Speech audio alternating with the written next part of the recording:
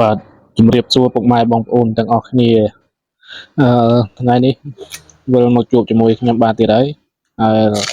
អត់មានវីដេអូអីចែករំលែកទេបងប្អូនគ្រាន់តែជាវីដេអូមួយដែលបង្ហាញចែកជូនបងប្អូនដើម្បីកម្សាន្តអារម្មណ៍ប៉ុណ្ណោះគឺថ្ងៃនេះខ្ញុំបានបុកល្ហុងជាមួយនឹងក្បាលខ្យងបងប្អូនហើយចំណែកលក់នោះមានក្តាតហើយនឹងក្របញងហើយនឹងស្លឹកកណ្ដោលបងប្អូន ហើយបុកល្ហុងនេះគឺបុកខ្លួនឯងបងប្អូនអត់មានទិញគេទេហើយខ្យងក៏ខ្យងខ្លួនឯងរោខ្លួនឯងដែរបងប្អូនរោពីថ្ងៃអាទិត្យចឹងត្នេអញ្ចឹងអត់បានធ្វើការបងប្អូនក៏ឆ្លៀតទៅរកខ្យងមករបស់ទិញមានតែលក់ទេបងប្អូនបន្លែដូចជាស្លឹកកណ្ដោលក្តាតហើយនឹងក្របញងហ្នឹងយើងទិញគេបងប្អូនយើងរកអត់បានហើយចំណែកល្ហុងហ្នឹងក៏អត់បានទិញដែរបងប្អូនគឺអ្នកចិត្តខាងគាត់ឲ្យមកអញ្ចឹងណាហើយក៏យើងទៅរកខ្យងបានល្ហុងបានអីមកអញ្ចឹងទៅក៏នឹកឃើញ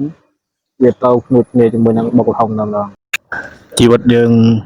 ជាពលករស្រុកគេបងប្អូនកុំខ្វល់ច្រើនពេករឿងហូបចុកឲ្យតែមានហូបចុកឆ្អែតកាពះទៅគឺមានកម្លាំងដើម្បីតស៊ូជីវិតតទៅមុខទៀតហើយបងប្អូនហើយវីដេអូនេះផងដែរក៏សូមអរគុណដល់បងប្អូនយើងទាំងចាស់ទាំងថ្មីដែល